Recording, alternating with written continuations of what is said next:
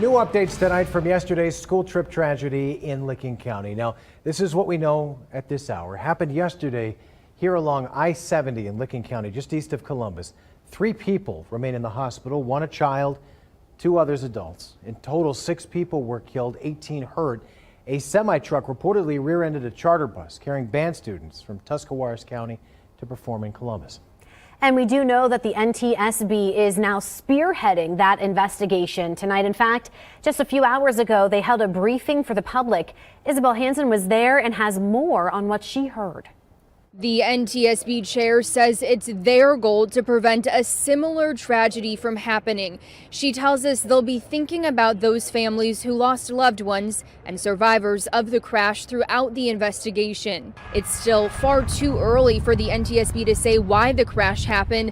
The majority investigators and 2 people to help families involved. These tragedies, the vehicle, the road conditions, and, you know, it's part of our investigation, but we're also human. I'm a mom, and I have a 15-year-old daughter. In about 2 to 3 weeks, the NTSB will share a preliminary report. The full investigation, though, could take more than a year. Reporting in Columbus, I'm Isabel Hansen. Now, 3 students and 3 adults were killed in this crash. 18-year-olds John Mosley and Jeffrey Worrell, 15-year-old Caitlin Owens, all students at Tusky Valley. A teacher, Dave Canad, and 2 parents, Christy Gaynor and Shannon Wigfield. They were killed in a car following that bus. And a memorial was set up here. You can see the video behind me just not long ago outside the Tusky Valley High School honoring the victims. Students say school was very different today. In fact, they spent their time decorating the victims' lockers and creating memorial posters. When school let out this afternoon, teachers and staff lined the sidewalk and gave hugs to the students who needed it. One student says the community will always remember the lives lost on the bus. I lost 2 people that they were the first 2 people I saw every morning, and it's going to be hard to let especially Mr. Kennett go because we were very close. And JD and Wyatt, they were great souls. Yeah. I did choir with them last year, and they were their own people. Yeah. That you couldn't tell them that they were not going to do something. Now, the school had grief counselors and emotional support dogs available for everyone throughout the day. Now, the emotions, of course, running high across the state today, as it was yesterday. Governor Mike DeWine also getting emotional while talking about the crash. We've had other tragedies that involve children. You know, I can tell the parents that I've, you know, been where they've been where they are now. Now, one of those tragedies DeWine is referring to is a school bus crash that happened earlier this year in Clark County. 23 students were hurt there. 1 child was killed. The governor also lost a daughter to a crash back in 1991. And the district releasing a statement today, in part saying the Tuscarawas Valley School District is extremely grateful for the outpouring of love and support shown to us from those across the nation. And while we cannot respond to each message right now, your words mean so much. They ask the public to continue the support and prayers for the community. And the school district also set up a fund at First Federal Community Bank for anyone to donate to. There's also a GoFundMe. You can find their post on their Facebook page, Tusky Valley Trojans. All the money will be distributed to those affected by the crash. The school thanking everyone and again saying, quote, while we cannot respond to each message and phone call personally, please know your messages are being read and we are grateful for your kind words, love, and support. You can find all of our coverage on this tragedy on our website, Dayton247now.com. The most recent updates can be found right there on the homepage. Tonight, we are continuing our investigation into a controversial battery burning program in Piqua. Residents came to us in September concerned about the water, air, and soil after the city allowed lithium-ion batteries to be burned near the Great Miami River for the past 5 years. Tonight, the city of Piqua and Ohio EPA hosted a public town hall for residents so they could finally ask questions they've had for months or even years. Dayton 24/7 Now's Lydia Bice has been investigating this story now for the past 2 months. So Lydia, what questions did residents want answered? Like I've been reporting for months now, Piqua residents wanted to know how these lithium-ion battery burns at a fire training facility here would impact their air, water, land, and maybe even their health in the future.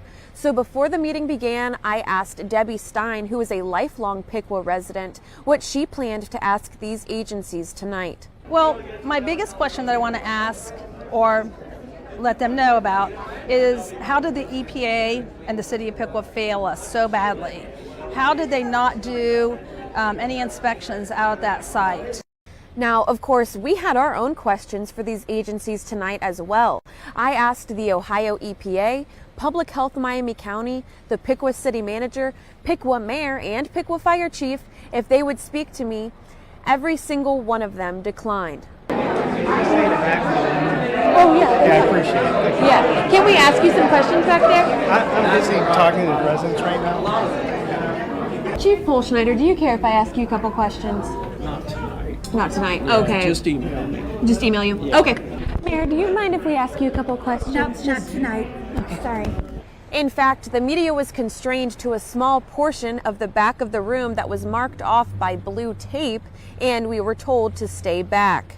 Now, you may be wondering if burns like these are happening anywhere else in our state. Well, the Ohio EPA told us that 103 burn permissions across the state have been allowed in this year alone. However, Piqua is the only site in the entire state that was burning lithium-ion batteries. Now, if you would like to learn more or read some more about our investigation into these lithium-ion battery burns at this Piqua Fire Training Facility, head to the web version of this story on Dayton247now.com. Well, the Dayton City Commission passing changes to the Use of Force Reform Group today. That group was formed back in 2020 to try and make positive changes to the police department. Today, the committee passed an ordinance to establish the Use of Force Advisory Committee, which is made up of residents appointed by the commission. Now, these voting members will analyze Dayton police use of force data and recommend changes to the chief. We're one of the few cities in the nation to take on that task of creating the best opportunities we can between citizens and our police, to create the best opportunities we can for situations that especially are minor, where both the police person and the citizen can go home to their families at the end of the day. Mims praised the work of the committee, said some of their previous suggested changes have been made and have made the department better. Well, the city of Huber Heights tonight providing an update to give some transparency on those recent ransomware attacks. Several programs are now back to being fully operational, including zoning, permitting, and code enforcement. Online payments can also be now made through the city's billing portal, and they are still collecting evidence on that attack, so the case remains under investigation tonight. The city will be providing more updates as soon as they become available. All right, let's talk weather, and we're going to talk a little bit. So it looks like the lack of rain we've had over the last however long. The year. The year. Yeah, we're almost at 5 inches. Okay, inches. it's a year problem. How much? Almost 5 inches. My goodness. 4.82. Is that a record? It's not a record. Okay. But we have been lucky enough because every time we get put into that drought category, we slip right back out of it and we go back to abnormally dry because we'll get some rain that kind of helps us out on a monthly standard real quick. But overall, throughout the year, again, just been very dry. But November right now, just shy of 3/10 of an inch. Again, we do have some rain moving into the area Friday that will help all of this significantly. Now, since November 1st, we're already down 1.21 inches. And again, looking at the entire year, quickly approaching a 5-inch deficit in rainfall in our region. So right now, only abnormally dry because we did recently have some rain, kind of helped us out, moisten that soil a little bit, but we do have more coming on Friday and we'll time it all out soon. Tim, thanks. Kettering City Council officials, voting to deny Sheets' request to rezone a vacant lot. Council members voted on the recommendation 5-1. This would have been in the area of South Dixie and Dorothy Lane. Now, when we spoke to the city's planner last month, he said it didn't fit into the comprehensive plan for the area. Now, this isn't the only roadblock Sheets has run into. In Centerville, city leaders reversed their approval to build the gas station and convenience store after pushback from community members. Well, the Dayton Public School District is continuing their search tonight for their next superintendent. A public forum was held over a Zoom call for residents to voice their aspirations and expectations. Officials with DPS say that these forums will be playing a big role in their selection process. There's also a survey being sent out to those who live within the district through their social media pages and website. They're hoping to decide on the next superintendent by the beginning of July next year. Well, staying prepared in the worst case scenario, Centerville City Schools hosting a run, hide, fight presentation to teach people how to act in an active shooter situation. Jenna Lee Bork is live in Centerville after speaking with organizers. Why are these tactics so important, they say, to learn? Adam, law enforcement officials stress that in an active shooter situation, the faster you can act, the better chance you have at survival. These tactics are taught to Centerville schools. This presentation is put on largely so parents know what tactics their kids are learning. Officer John Davis, a former Centerville officer, says there's no such thing as being over-prepared. If you've never thought about what you have to do in an active killer or shooter situation, if you've never thought about it beforehand, once it's happening, it's too late. And what does Davis want others to know about? So Officer Davis wants people to know that it's always important to know where your exits are, know what you can use, and also know where you can hide. He said if you think about this for just 30 seconds everywhere you go, that will keep your mind prepared. He also added that many times it's what people do on their own that saves them, not always what law enforcement does. Back to you. And the debate over drag shows in public spaces continues tonight. A look at the proposed House bill and how LGBTQ organizations are now responding. President Biden meeting with the president of China today, what they discussed and agreed to. Next. And we're going to take a look at that future cast, time out that rain, let you know when you need an umbrella on Friday. Here's a look at your Eagle Plumber Skycam. You're watching Dayton 24/7 now.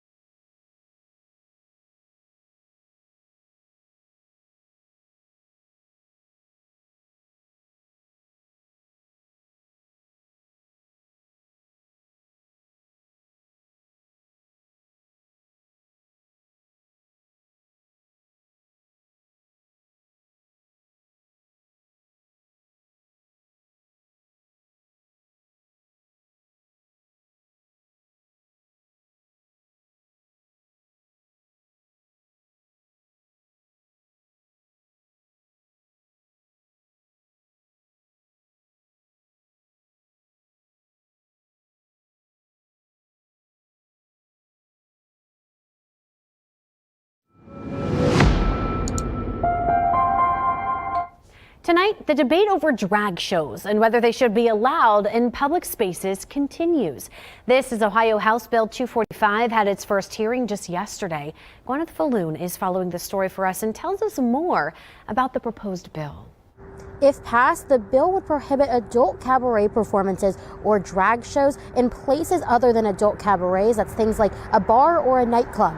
It would ban performers from dressing up as a gender different from their gender assigned at birth from performing in front of children, and those who violate that could face up to a 4th-degree felony. Sponsors say these shows are obscene and a danger to kids. I also spoke with the Greater Dayton LGBT Center, which works to give gender and sexual minorities equal opportunities and encourages advocacy, education, and entertainment. They argue banning drag shows is silencing an entire group of people and taking away some of their rights.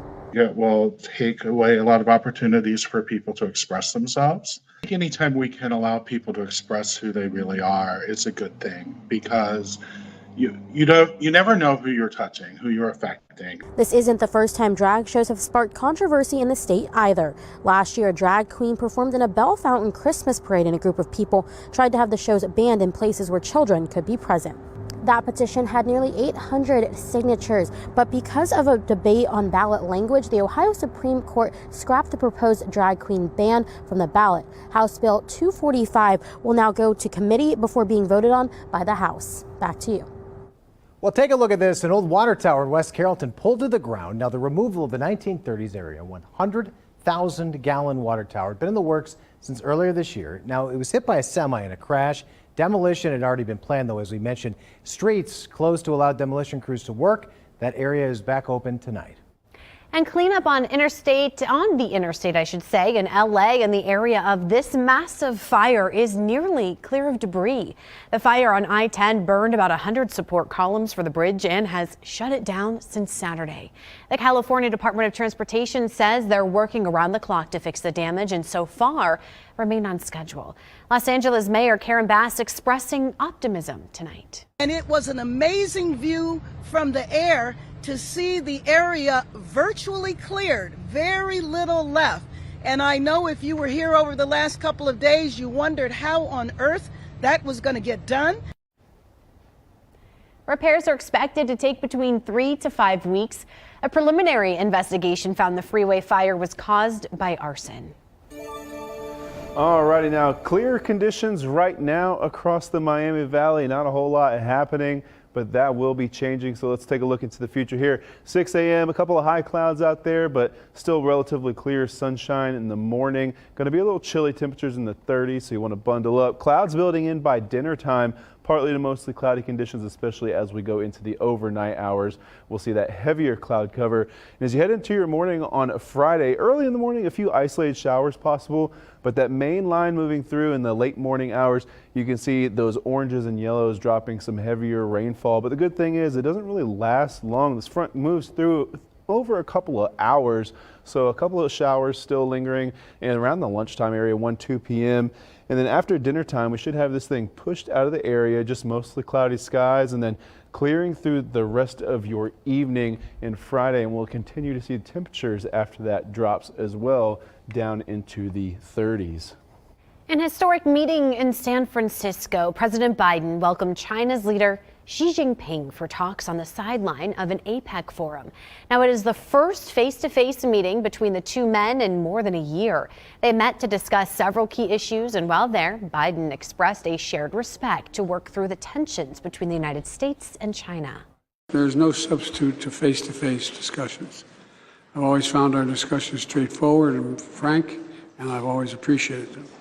Mr. President, we know each other for a long time. We haven't always agreed, which was not a surprise to anyone, but our meetings have always been candid, straightforward, and useful. On the agenda today was economic issues, military tensions, and international wars. And during a rare news conference tonight, President Biden announced new agreements with China to curb illegal fentanyl production and restore military communications. The leaders today acknowledging the importance of their relationship and the need for peaceful coexistence between the two powers. You know, we're in a competitive relationship, China and the United States. But my responsibility is to to make this rational and manageable, so it doesn't result in conflict. Now, President Biden says they also agreed to bring experts together to discuss risk and safety issues dealing with artificial intelligence. House Speaker Mike Johnson did what got his predecessor, ousted. He partnered with Democrats to pass a government funding bill, but does that mean he'll get the same treatment? Probably not, mainly because McCarthy and his allies say he was pitched over the side due to personal feelings among the 8 Republicans who pushed for his removal. They say it didn't have much to do with working across the aisle. Even so, that doesn't mean conservatives are happy with Johnson's clean continuing resolution. I support Mike Johnson. I just don't support the CR. His honeymoon is probably over much faster than for Kevin, and of course, Democrats, continue their, spending that they legislated under Nancy Pelosi, so they should be pretty happy. But a lot of us were willing to give him some time, but we also wanted to move some other policy, or at least not added some other things that he shouldn't have done it. One possible tactic some conservatives are discussing is holding the House floor hostage by tanking procedural votes. That's what was done before McCarthy was booted. All right, here's a live look over Beaver Creek tonight from our Eco Plumber Skycam. It's actually a pretty pleasant evening when you step outside. No wind that I can tell. I mean, we are in suits. Thanks, Captain Obvious. But yes. But I'm saying, I agree. It's a little chilly. It is, but it's got we're dressed for it. It's got a comfortable feel to it. And there's no wind. There's no wind smacking you over in the face. Yeah. Okay. I get it. It's a nice evening out here on the Watson's Weather Patio. 45 in Dayton, 41 right now as you head out towards Richmond. So just a little cooler. 30s up towards Sydney, sitting at 38 degrees, and the rest of us that have not hit the 30s yet will continue to slide down into the 30s tonight with these clear skies. Right now, 3 degrees warmer in at Dayton than it was yesterday, 9 degrees out in Richmond. But again, going to keep getting colder through the evening tonight. Now tomorrow, another mild one, well above our average of 53 for this time of year. We're looking at temperatures in the mid to upper 60s, not quite hitting that 70-degree mark. But we'll have that system move through on Friday with rain and then a much cooler weekend on tap. A new partnership with Right Pad is helping young kids get a head start on reading. After the break, how the Imagination Library is now taking part to set children up for success. You're watching Dayton 24/7 now.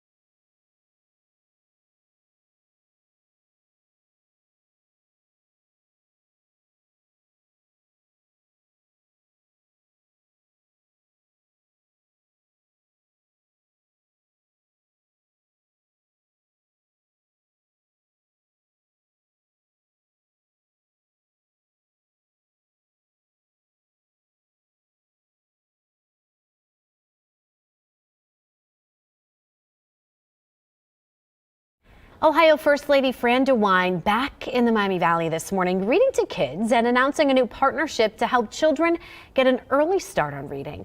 According to Dayton Children's Hospital, only 34% of Montgomery County children are showing kindergarten readiness. So today, the First Lady announced a partnership with Wright-Patterson Air Force Base to enroll children in Dolly Parton's Imagination Library.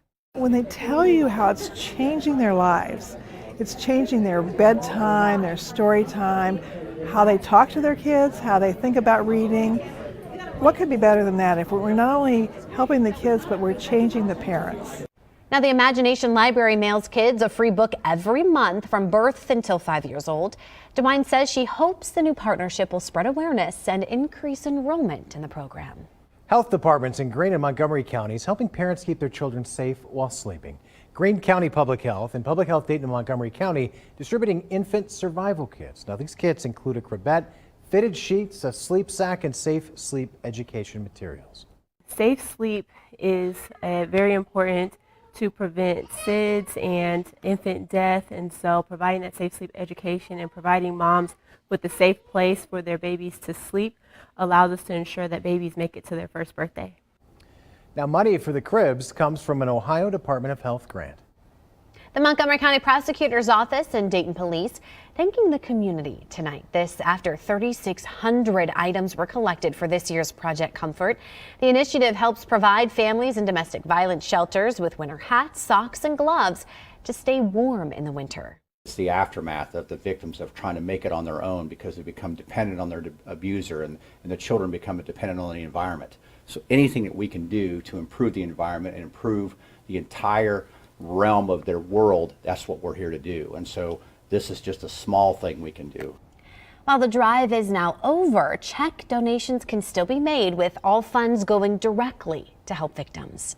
Well, the 8th annual Holiday Help Out Food Drive is back just in time for Thanksgiving. Dayton 24/7 Now is proud to partner with Alpha Media for the 72-hour event.